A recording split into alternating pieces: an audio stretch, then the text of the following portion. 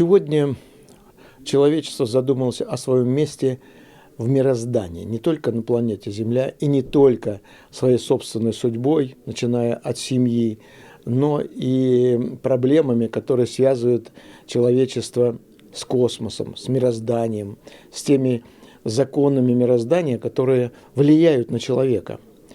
Этой проблемой занялся и я, и у меня получилось такое исследование, я ее назвал «Ищу человека». На этой картинке еще товарищ один, если его можно так шутку назвать, Диоген тоже когда-то искал днем с фонарем, искал человека. Его спросили, что вы, уважаемый, делаете с фонарем днем? Он ищу человека, никто не мог понять. Ну, кто-то, наверное, все-таки понял. Сегодня такая же проблема возникла у нас на Земле. Почему? Да потому что человек божественный, сотворенный Богом, он не занимается самоуничтожением. А мы сегодня наблюдаем очень много фактов, тенденций к тому, что если можно назвать вот это двуногое существо, которое постоянно себя уничтожает человеком, то оно называет себя человеком. В то же время, посмотрите, у нас стала традицией война. Что такое война? Война – это убийство человека, друг друга. Идеи различные. За родину, за партию, за религию, за что угодно – но просто убивают. Просто убивают. Значит, это не совсем то, что нам показывают внешне. И хотя массы идут. А почему массы идут? И кто составляет вот эту массу? Вот в этой книге я пытался разобраться, скажем так, по психотипам. Психотипы. У нас со школьной скамьи давали 4 психотипа. Холерики, сангвиники, меланхолики и так далее. Я подумал, что, по всей видимости, не только психотип чистый определяет поведение человека, но что-то там еще есть. Вот у меня здесь получилось такое, значит, направление антропологии. И я начал его с чего? Здесь несколько глав. К примеру, человек как образ высшего не животного, а высшего живого. Вокруг нас практически все живое. Это первая глава. Значит, человек главный. Но человек как сын, внук Бога. То есть того нечто, то духовное, что мы материально не можем ощущать даже. Но мы его чувствуем постоянно, его присутствие, какое-то духовное присутствие. В различных конфессиях по-различному называют. Поэтому я считаю, что человек – это самое высшее, что есть на Земле, если разумное особенно. Почему мне могут сказать, это не так, они там и так далее? Да, тоже я согласен с этим. Почему? Потому что моя, допустим, 2 глава называется «Обезьяна-люди». Как это понимать? Сегодня Институт этнологии и антропологии, там ведущий Белов Александр Иванович, он инволюционист. И он говорит, что не мы от обезьяны произошли, а обезьяна от человека произошла, от опустившегося, дегенерирующего человека. Ну, пока это идет в развитии, пока это доказательства ищут и так далее. Но обезьяны-люди сегодня где-то на севере примерно Индии, в Таиланде, там в Индонезии находят группы, скажем, общины человекообразных полностью в джинсах, в таком пиджаке почти как я, но они ходят только на четвереньках. Они не могут подняться.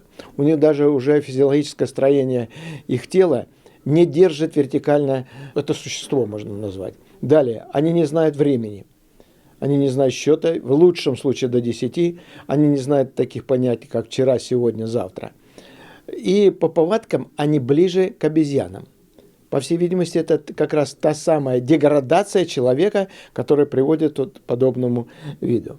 Следующая глава у меня говорит «люди-клоны». Люди-клоны. Но я здесь в данном случае мало говорю о физиологическом клонировании. Это занимаются ученые, сегодня уже доказывают и китайские ученые, и израильские, и в Москве. Прямо здесь есть ссылка на то, что в лаборатории один наш профессор заявил о том, что он создал клон человека. И вот эта проблема клонирования, она уже большая. А социальное клонирование – это повторение поведения, это массовый психоз. Это повторение поведения постоянное. Особенно здесь играет большую роль мода. Бац, и все одели джинсы. В честь чего? То есть теряется личность. теряется индивидуальность. Все одели одинаковую одежду. Это что, это клонирование какое? Это не физиологическое, пока, во всяком случае, я говорю. Это социальное. Все как все. Вот главный принцип таких социальных клонов. Далее. Человека, значит, биороботы, зомбированные биороботы. Но об этом уже чуть ли не сегодня открыто говорит даже наше официальное и телевидение, и книги, и так далее, и тому подобное. Это под гипнозом идет зомбирование различными психотропными и психотронными устройствами. Это наши вышки, это наше телевидение, это наши телефоны и так далее. Психотропы – это различного вида таблетки, геномодифицированный корм, как выразился член-кор Российской академии наук, значит, Ковальчук, директор Курчатовского института. Он так и назвал. Корм. Не пища, не питание, а корм назвал. Вот они оттуда и появляются. Служивый человек. Служивый человек, но он опоздал. В фильме «Мертвый сезон», значит, там уже эта ситуация была. Эта ситуация была, и нам рассказали, какого человека хотят некто вырастить. А здесь только недавно это говорит товарищ, значит, Ковальчук. А плюс еще, что нам говорит Греф, говорит о том, что знания для народа нельзя давать, иначе трудно будет управлять. А человек, имея знания, а знания превращает в умение, в практику, им трудно будет. Это личность, это индивидуальность, это человек более высокого уровня. Он стоит над людом, над нелюдью. Ну, еще у меня здесь глава так называемые рептилоидные. Факт спорный, не то что факт спорный, а подход к этому еще пока мало изученный, но в то же время давайте посмотрим.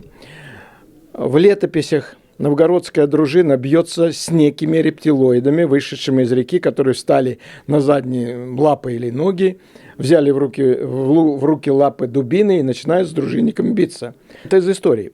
Много картин, показывающих взаимоотношения человека и точно рептилоидных. В Осло музей взаимоотношений человека и рептилий. У нас в сказках полно. Посмотрите, во-первых, Иван Дурак на ком женится? Или кого в жены берет? Лягушку? Лягушку. Никаких у него нет там. Все описано, естественно, в художественной форме. Далее, некоторые девушки на Руси влюблялись в драконов. Тоже, пожалуйста. Нужно только уметь читать и между строк, и читать то, что автор хочет показать. Особенно это много у Пушкина. Далее, на сегодняшний день уже начинает проскальзывать и очень много контактов с рептилиями.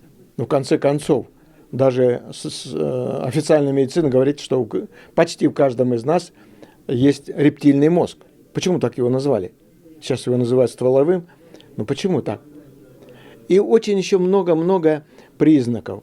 Это на старости не у всех, вы посмотрите, у кого-то такая кожа, ну, знаете, вся в пятнах, то есть назвали пигментным пятнами, а у кого-то чистая, человек умирает, уходит из этой жизни, а кожа чистая. Поведение, особенно поведение. У рептилоидных ниже температура тела, ниже, очень, да, кстати, у них очень высокий интеллект, они очень высокоразвиты бывают. Ну и очень сильное воздействие на других людей. Это тоже нужно учесть. Все это я здесь описываю, признаки и так далее. Ну и последняя глава у меня очищение, потому что, прочитав эту книгу или понаблюдав в жизни, человек или тот из людей, который хочет подняться выше к Богу, а не опуститься до уровня нелюди, он ищет способы, как себя изменить, как изменить окружающую реальность, для того, чтобы стать чище. А чище – это нужно очистить чистоту. Поэтому одна из глав у меня называется «Чистота частоты». Все мы имеем свою частоту. Даже каждый орган у нас имеет свою частоту. И вот если частота высокая, сегодня ученые доказывают, что вибрации, то есть частота всей Земли, планеты повышается, и люди, отдельные люди, в лучшем случае правильно назвать человеки, у них повышается частота. Они очень скажем, становятся более разумными, они быстро схватывают окружающую реальность, они творческие, они аналитикой занимаются и так далее. Поэтому здесь у меня есть и направление, что я мог, что знал, собрал. Что самое интересное, я недавно получил информацию, что я собирал, естественно, рептилии, там где-то далеко, в Осло, еще где-то там в Средиземном море, какие-то там крокодилы или еще что-то. А тут оказывается, у нас в Керчи, в музее, есть артефакты, подчеркивающие, что Боспорское царство, оно было в Крыму, и там были некоторые, назовем, цари, которые с одним хвостом. На Кипре то же самое. Это изображение на горшках, это изображение на различных плитах змеи-людей, нагов. Кстати, это в Библии то же самое описано. Понимаете, вот эта информация, собранная по крохам, она начинает составлять полную картину. Это, знаете, как вот картина, которая собирается из кусочков.